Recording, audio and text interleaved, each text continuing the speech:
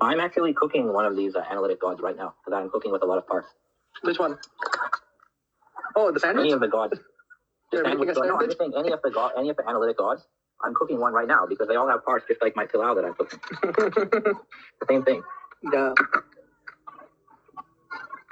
The salad has many parts, but it is one. That's the ultimate argument. Well, according to the Tawil of fasting, anyone who doesn't affirm divine simplicity doesn't fast. Yes, absolutely. Alhamdulillah. Fasting is abstention, so fasting is as a practice. Fasting is not a positive practice; it's a negative practice, which symbolizes the negation of contingency from God.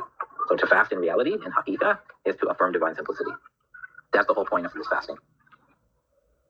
Yes, it's to affirm your own essential contingency as well. Yes, it goes together. It's to realize your contingency on food and all the different causes, right? And the negation part of fasting, right, is you negate necessity from yourself and you negate contingency from God. So literally fasting is the embodiment of divine simplicity theology. And for all the monkey men as you call them, who intellectually cannot realize divine simplicity, the fasting will get them a little bit there. Oh, they'll say this. So the monkeys analytics say this. They say God has necessary properties and contingent properties. Oh wow. They'll just say the thing is accidental. Yeah, they'll say no, but it's funny because Rasmussen said. Doesn't make any sense. In the last podcast, Dr. Khalil, Rasmussen was using words like there are fundamental attributes in God and there are non-fundamental attributes in God. It was getting very. He also messy. said and if you notice, a necessary being. He said he believes a necessary being could have contingent states, and then he's like, "I'm still figuring it out." Yeah, no. Well, you're still figuring it out. Like, why are you promote? Like, what are you talking about? Why are you teaching anything then? Yeah, I was on the. Say, oh well, this expert on the contingency argument says, you don't need divine simplicity for it. Yeah, well, he's not an expert. Nobody cares about him, literally. I think even on academic level, we should go all out on especially these monkey men. But Rasmussen was. Well, for the past few days, I've been reading how they write their papers, right? And to be very honest, right? What are you talking about? Analytics? Yeah, how these analytics write their academic papers. And if I'm being very honest, right, most of the papers are not in logical forms. No, they're not logical forms. Rather I would say our clubhouse discussion are more in logical form than their papers. Yeah. Yep. So this whole atheist demand for show me the rules of inference and this, most of the papers do not have rules of inference in them. No, they don't. You just go read Ryan Mullins.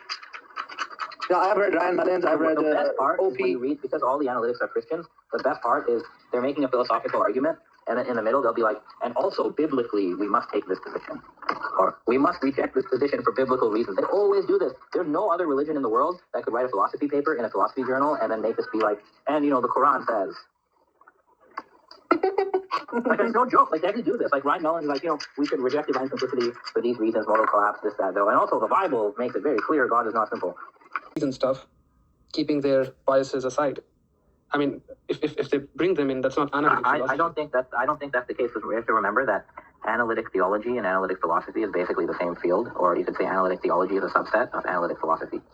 So the discussions we're talking about are within analytic philosophy. If you look at all the participants, they're all philosophy professors, and then the subfield that they're doing within philosophy is analytic theology. So I would say no, they're not unbiased. They're actually very biased, and they're quite obvious with their bias, where they make appeals to the Bible and the official name of the field is philosophy of religion.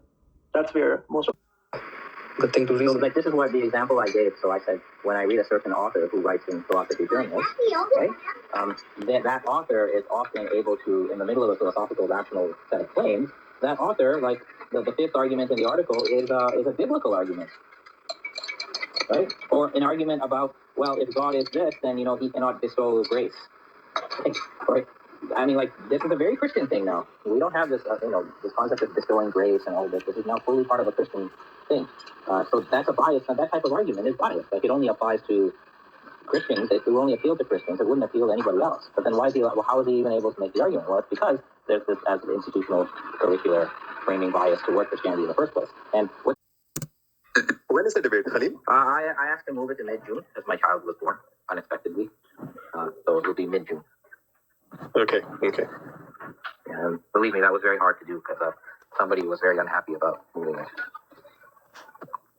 Okay, you mean the Jewish meta-Christian? Yeah, the meta-Buddhist.